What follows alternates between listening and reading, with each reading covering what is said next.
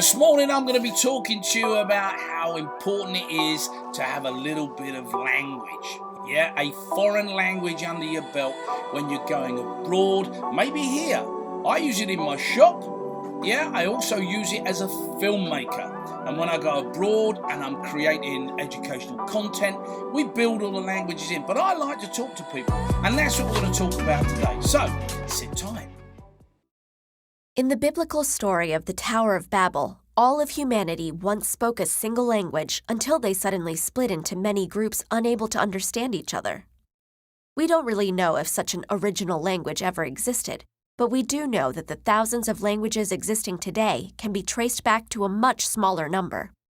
So how did we end up with so many? In the early days of human migration, the world was much less populated. Groups of people that shared a single language and culture often split into smaller tribes, going separate ways in search of fresh game and fertile land. As they migrated and settled in new places, they became isolated from one another and developed in different ways. Centuries of living in different conditions, eating different food, and encountering different neighbors turned similar dialects with varied pronunciation and vocabulary into radically different languages, continuing to divide as populations grew and spread out further. So what do? Why do I use different languages? Well, obviously, when I'm going abroad, depending where I'm going, I like to be able to communicate with people. I like to talk to them. I like to make sure that what we're talking about is interesting. Now, remember, you don't need a lot of vocabulary. What you need to be is respectful. Now, I find, especially when I'm traveling abroad, just to have a few words, up your sleeve, and then they go, oh, that wasn't perfect, but you know what? At least they're trying, and that's it. I mean, listen, when I say, I start with anybody and I talk to them, I go, hello, how are you? Now, in French, it's bonjour, yeah? And then, because I love the word hello. And then when I get to Italy, ciao, yeah? I do a lot of work abroad. I did say that, didn't I? Yeah. And then, obviously, through the Chinese, ni hao, yeah? German, oh yeah, hallo. Yeah, that's a lovely one. I'll give you that again. Hallo, yeah. That always gets me, that one. But yeah, it doesn't matter where we go. If we are respectful, yeah, and we can learn something, do you know what? They will go out of their way and they will help you, yeah? And they'll be far more sympathetic with the things you do. So, what I'm going to talk to you about next is, we've got the introduction out of the way there, of course, yes, but more about what I do and how I interweave, all them languages. Similar sounding words don't tell us much. They could be false cognates or just directly borrowed terms rather than derived from a common root. Grammar and syntax are a more reliable guide, as well as basic vocabulary such as pronouns, numbers, or kinship terms that's less likely to be borrowed. By systematically comparing these features and looking for regular patterns of sound changes and correspondences between languages, linguists can determine relationships, trace specific steps in their evolution, and even reconstruct earlier languages with no written records. Before I go on a trip, depending where I'm going, I will pull up Google Translate. I find it's a great little tool. Everybody's got it. It's on their computers. Yeah, you guys have got it. And it's just another way of learning a few phrases before you actually get out there. Now, when I get there, here we go. Look, watch it. I always start with hello. Hello is my go-to. As you can see, there we go. Bonjour. Yeah, I put my comma in. And then I type, it is a pleasure to meet you. Now, the thing is, look how I've spelled pleasure. Look, I can't even spell it. What's going on? Please forgive me, boys and girls, ladies and gentlemen. Saying what you didn't see that, all right? So that's how I start mine. Hello, it's a pleasure to meet you. Bonjour, c'est un plaisir de vous rencontrer. Yeah, now I know I'm putting that accent on, and you don't have to do that. I like to play with people. But again, I'm still very respectful, because they could probably say, no, monsieur, you're not saying that right. So one thing you need to be very, very careful of is language sometimes doesn't translate well in another language. So with the translations and everything else that I was looking for when I went to Italy, I needed to go there, and I was shooting a corporate video. Anyway, this particular day I'd gone there, and I thought, okay, I will say hello, bonjour, ciao, as you would, and then it was like, okay, what? Because I'm going over to do this film, what should I say? So I said, ciao, sono qui per sperarti. So once again, I went to Google. Yeah, that's my go-to, and I started with ciao. Hello. I'm here to shoot you. Ciao, sono qui per sperarti. Now, I thought everything was A-OK, but obviously what you've got to bear in mind is sometimes you can't say these things because they have a different meaning. There's lost in translation. I'm thinking that they understand the English and everything else, but when you translate it, it means something totally different. Hello, I'm here to shoot you. Now, I would forgive the person for running away and screaming the way they did. That's, if someone said that to me, I'd do exactly the same, wouldn't you? Okay, so before we actually start to talk about how else I integrate it into my business, especially with the movie industry and everything else that I'm doing, we've got to remember that English was always made up of various other languages. So sometimes we probably think, oh, this is too hard, I can't do this. There are lots of words that actually are in other languages that when you hear them, you go, oh, what, did I just hear that right? Was that what that should have been? Or no, I couldn't have been. No, because it's spoken in a different language. Well, the truth is, it probably is. Now, in order for you to understand what I'm babbling on about, I've arranged this for you. When we talk about English, we often think of it as a single language. But what do the dialects spoken in dozens of countries around the world have in common with each other, or with the writings of Chaucer? And how are any of them related to the strange words in Beowulf? The answer is that, like most languages, English has evolved through generations of speakers, undergoing major changes over time. By undoing these changes, we can trace the language from the present day back to its ancient roots. While modern English shares many similar words with Latin-derived Romance languages like French and Spanish, most of those words were not originally part of it. Instead, they started coming into the language with the Norman invasion of England in 1066. When the French-speaking Normans conquered England and became its ruling class, they brought their speech with them, adding a massive amount of French and Latin vocabulary to the English language previously spoken there.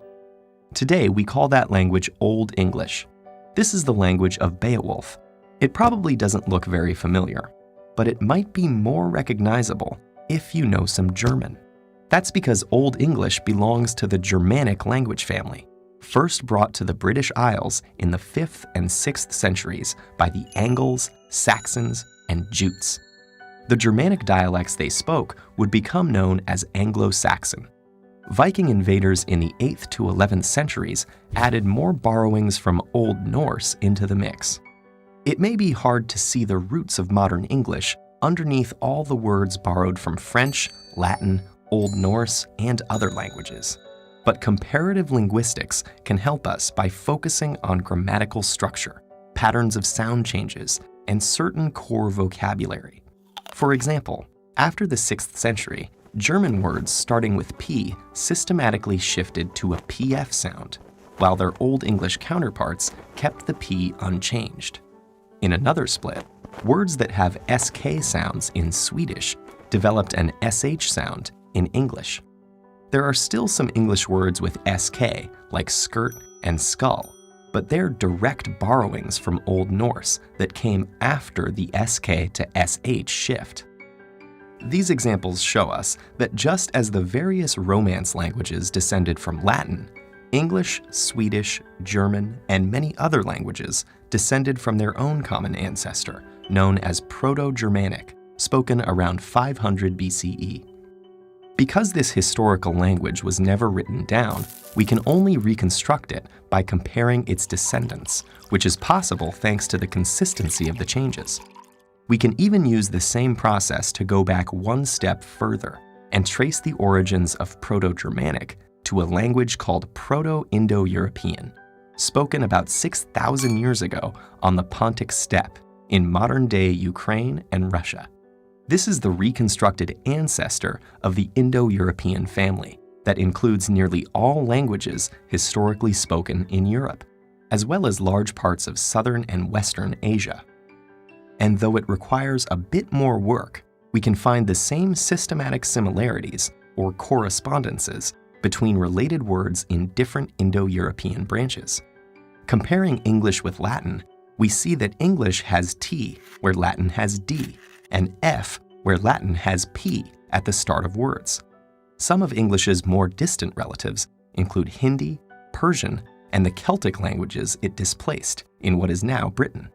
Proto-Indo-European itself descended from an even more ancient language, but unfortunately, this is as far back as historical and archaeological evidence will allow us to go. Many mysteries remain just out of reach, such as whether there might be a link between Indo-European and other major language families, and the nature of the languages spoken in Europe prior to its arrival. But the amazing fact remains that nearly 3 billion people around the world, many of whom cannot understand each other, are nevertheless speaking the same words shaped by 6,000 years of history. Okay, right. So the time has come for me to actually give you a rundown of what it is I do and what I've been going on about. So how did it all come about? Well, firstly, my love of languages is because my side of the family are Italian. So I have this beautiful way of talking to people, you know, and I communicate from there. But we were going to Spain. A friend of mine came to me. I don't know whether you know the gentleman. His name is Mr. Stoppard. He was the language teacher at the school that we were working in. And he said it'd be great if we could actually go to Spain, Barcelona. That's where we went.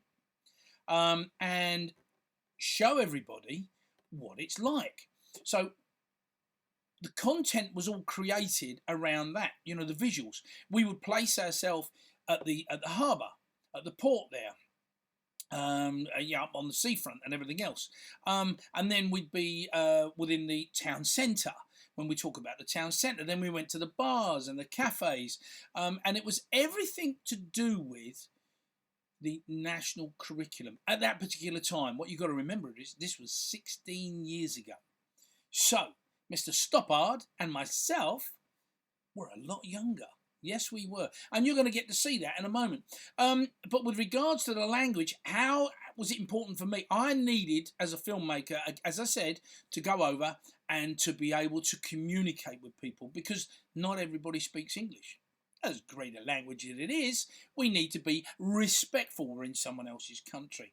So before I went, Mr. Stoppard and I, we sat down and we looked at the curriculum and we looked how we were going to do things.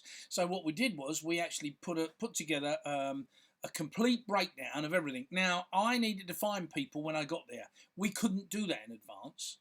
So when I got there, I would go into places and I would just ask people, you know, would you come and do this for us? And here's one story, very, very funny story. I was in a chip shop. And I was there, and I just happened to talk to this chap next to me, and I said, "Hey, how you doing?" And he went, "How you doing, mate?" So I immediately knew from the twang, yeah, he was Australian. And I said to him, "What are you doing?" He said, "I'm buying some chips, mate." So I said, "Oh, great, that chips are great." I said, "Do you fancy being in a video?" "What for, mate?" he says. So I said, "We're doing some educational content, and it'd be great to have you as a traveller out there. How well's your Spanish? How good is it?" And he went, "Bien, bien, mate." You know, so Okay, I didn't need to use the Spanish that I'd learned, at that particular time to invite people. I just threw that question out there because I was a bit nervous of using it. But hey, you've got to try it. And this is exactly what we did. Listen to this.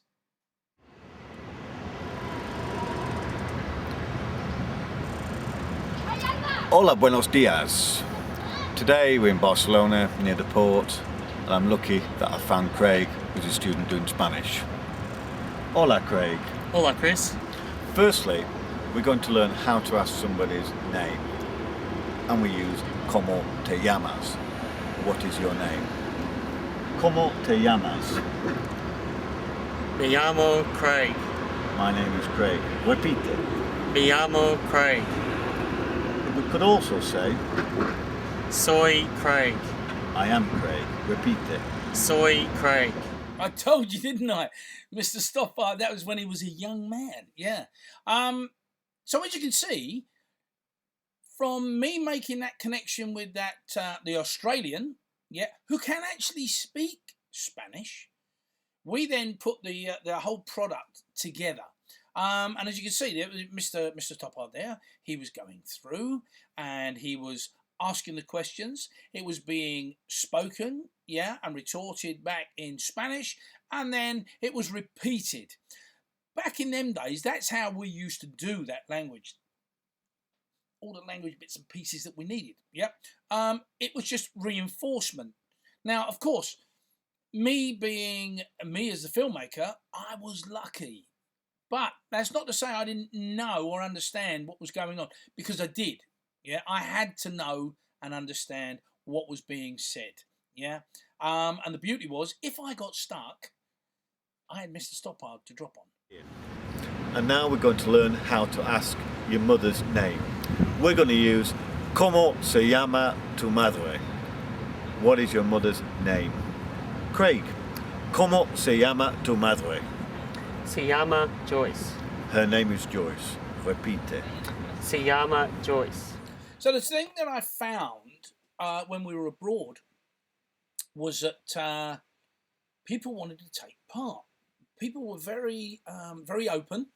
They liked the fact that we were doing the work and creating a product whereby people could learn from. Also, the product featured the places where people were coming from, or at least doing the content from, and it gave them a better idea of what it all looked like. But anyway, so what we did was we went to talk to two young ladies about the local area and describing their school and everything else. And here's what they had to say.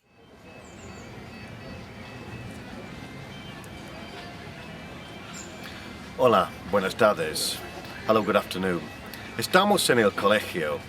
We're at school. This afternoon we've been given permission to talk to two students studying languages. I'd like you to meet Paulina and Maria. Hola! The first question that I'm going to ask Paulina is the name of her school. The question I'm going to use is ¿Cómo se llama tu colegio? Paulina, ¿cómo se llama tu colegio?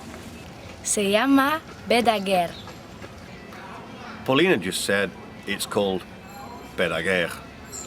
The next question I'm going to ask to Maria, and I'm going to ask her where the school is exactly. I'm going to use the question, ¿Dónde está exactamente? Where is it exactly? Maria, ¿dónde está exactamente el colegio? Está en el centro de la ciudad. Maria just said it's in the centre of the city. Well, look, I mean, I could go on talking about this all the time. But what is the best way of learning? Now, that depends on who you are, do you like to read books? Do you like to listen to content? Do you like to watch and listen to content? Equally, why not just get a friend? I always found that when I was learning, and my friend was Mr. Stoppard, because I would say to him, Mr. Stoppard, I don't understand that. What does that mean? How can I say this? And what I found was he was invaluable. He's a very good teacher. Well, I'm going to leave you on this note from this young lady who's going to give you some just a look at really at what she was doing when she was working with her friends. Practice your foreign language with a friend. That's a good idea. Now I will ask them if they live in a house or in a flat. ¿Vives en una casa o en un piso? Vivo en una casa. She lives in a house. Well, as you can hear from that clip, there was a lot of noise and everything else around. And that was one of the drawbacks, obviously, with being out there and just working in that environment, and not expecting to find anything that loud. And it was very loud. But hey, we learned a lot while we were out there. One last thought from me, and this is this. Language is very, very important. It's becoming far more important as this world grows. If you can just get something under your belt, that would be amazing. If you can become a language teacher and teach other children, that would be wow, But I think the important thing for me, being in business and everything else, I need languages.